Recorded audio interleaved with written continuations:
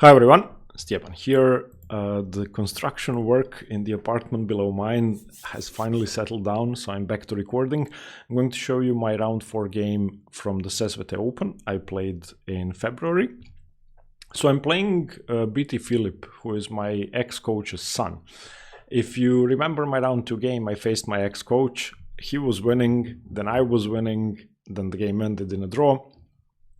He's an international master, so facing his son was stressful. He's a young kid, maybe 13, 14, 15, I'm not sure. And I was afraid that Ozren was going to prepare something. So, every game in the database Philip has played started with pawn to e4. He played pawn d4 in our game, and that was already kind of unsettling. So, okay, I played d5, which is what I usually do, and he played e3. Now e3 means that the bishop isn't coming out, and there are many possible setups white could play that are annoying. One of them is the stone wall, which is what ended up happening. So I played knight f6, he played bishop d3, I played c5, which is standard, c3 and knight c6, and he played f4. Before I continue, my dog is gnawing on a horn. I have to take it because it's really loud. I'll give her something else, just a second.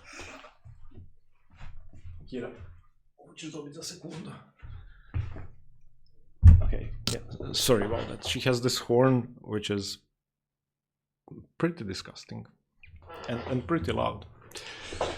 Anyway, he played pawn to f4. Now, I know the normal Stonewall setups, so the main move is bishop g4. And after knight f3, I can go e6 and my bishop is outside of the pawn chain. And alternatively, I can go g6. And after knight f3, I can go bishop f5.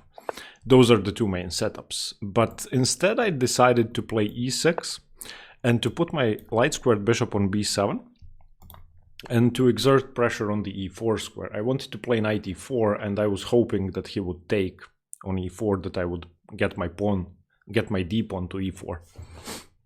If you're looking for an efficient way to build and work on your repertoire and practice your repertoire, try chessbook.com. It's an excellent platform that allows you to import and practice your repertoire in a very easy and understandable way. And that's me saying that I'm not well versed in anything online and anything technical. So it's easy to navigate, and it's easy to understand.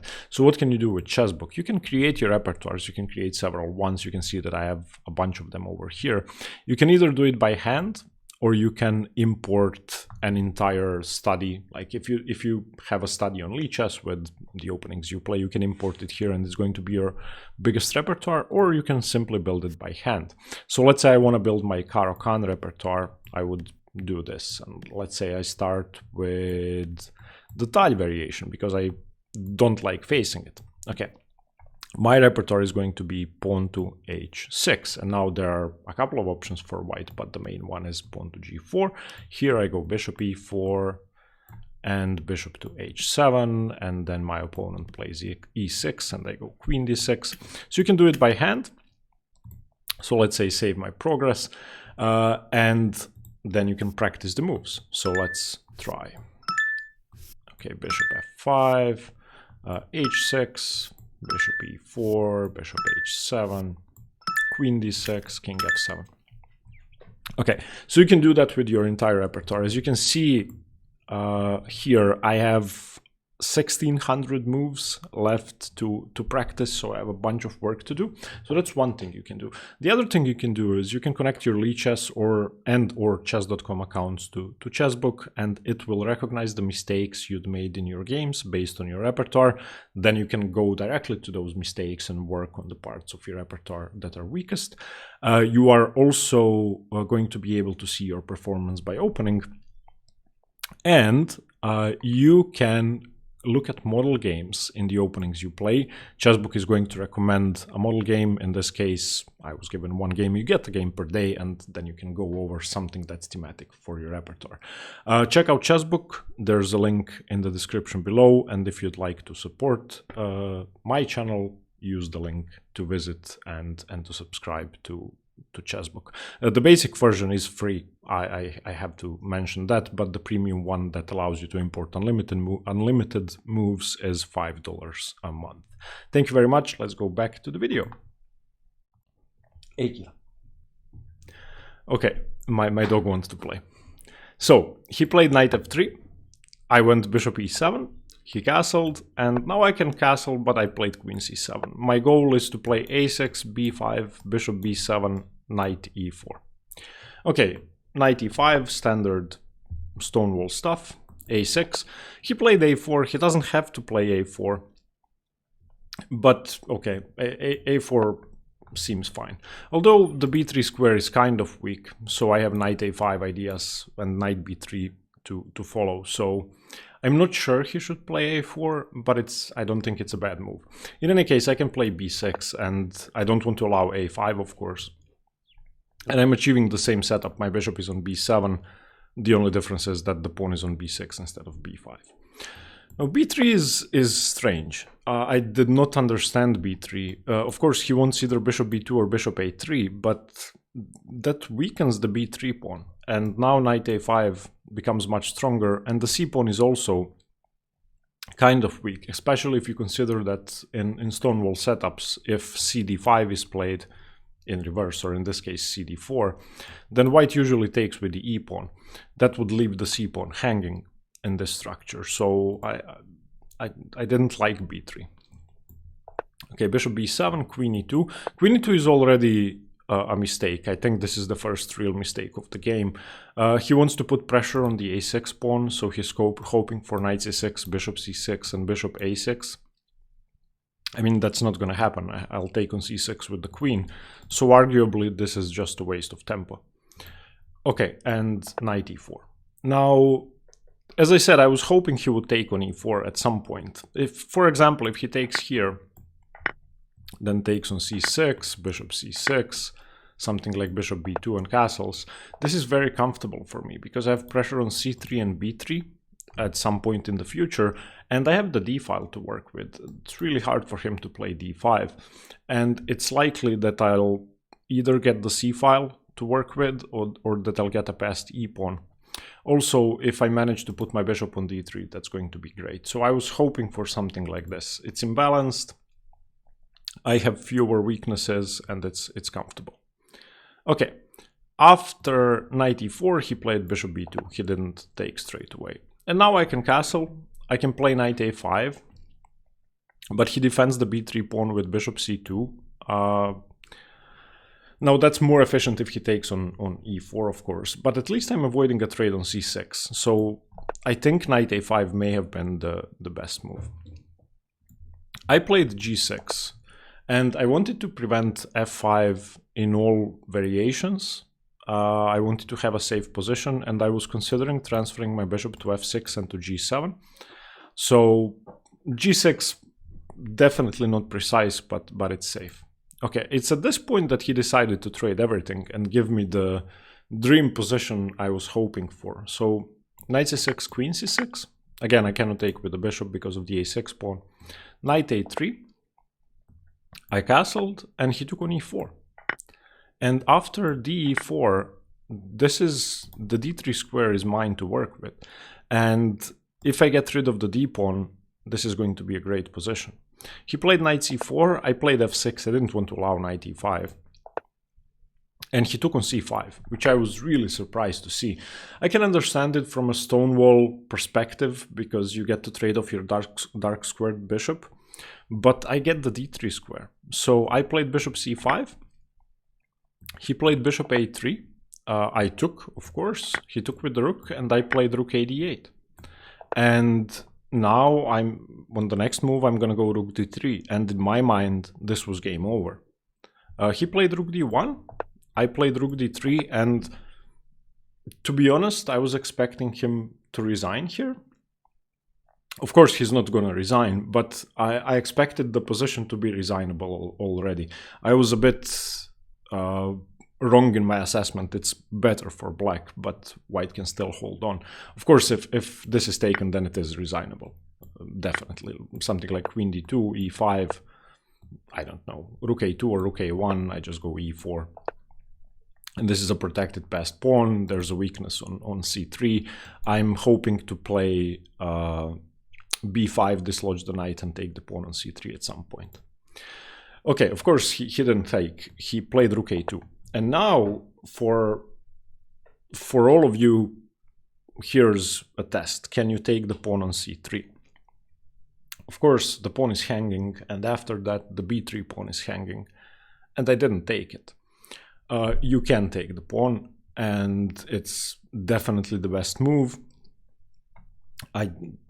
It's not even about calculation. So let's say rook c3. What can he do? What's his source of counterplay? If knight d6, then just bishop a8, and I'm up a clean pawn. If rook d6, well, I just go queen c7, and if I don't even know what to suggest. If rook takes b6, then rook takes knight, wins the whole piece, because I have a check in the end. If he takes on b7, I'm just a rook up. If knight takes, then queen takes rook.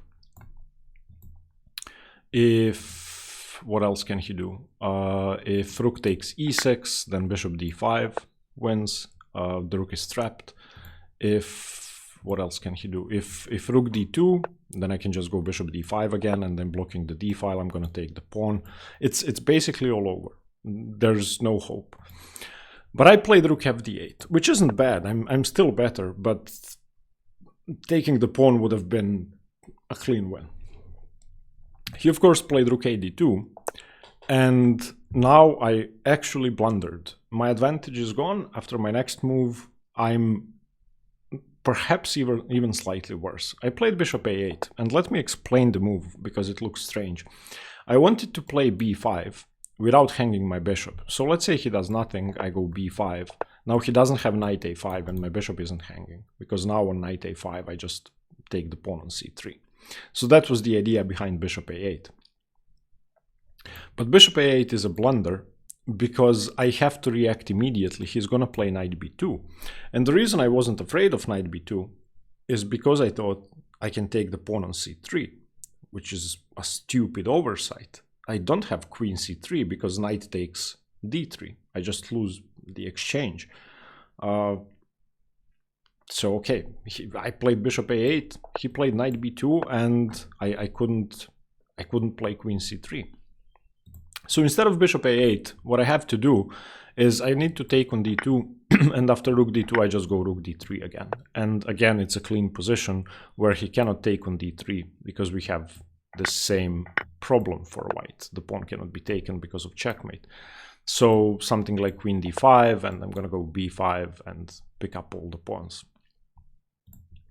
But rook a8, bishop a8, sorry, knight to b2, and now I have an equal game, and I wasn't happy about it. So I declined the trade, and I kept declining. Eventually he took everything and played queen d1.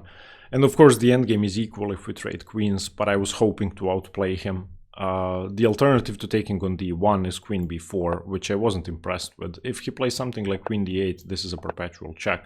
Of course he cannot take my bishop because queen e1, but he just checks me. He keeps checking me. Alternatively, if I go king g7, he just makes luft and takes my bishop and is better. So I took.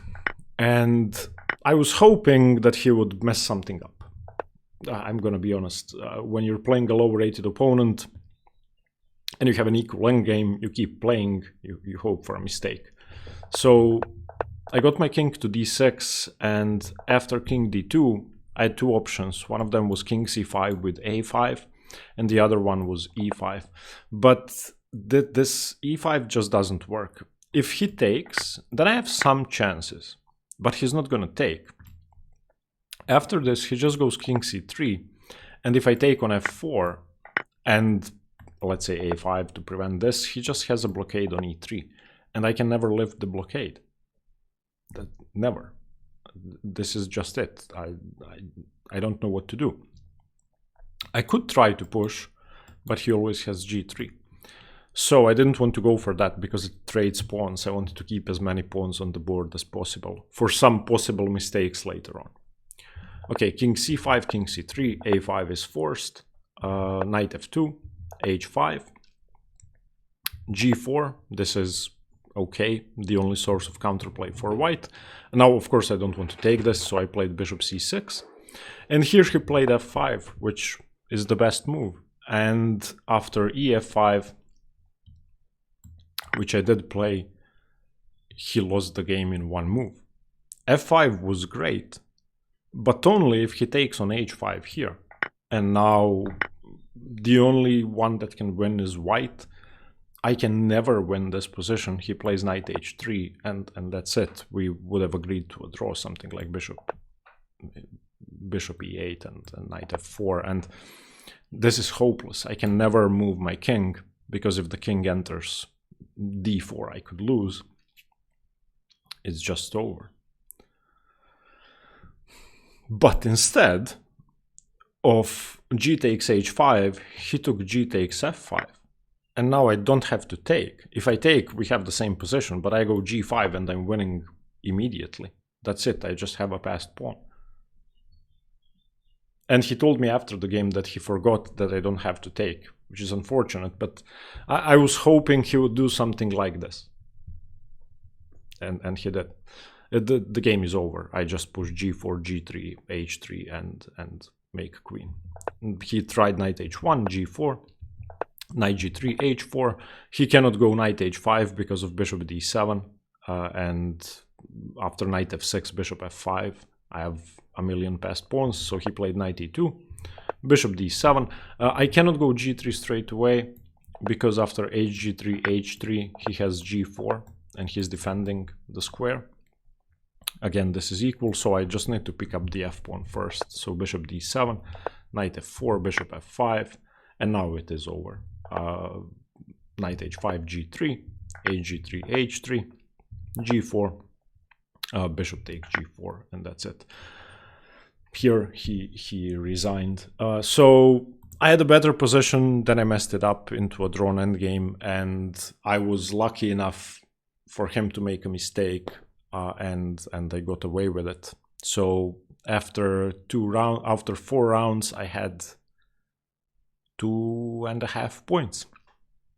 I'm going to show you my round 5 game tomorrow, and I think that's the best game.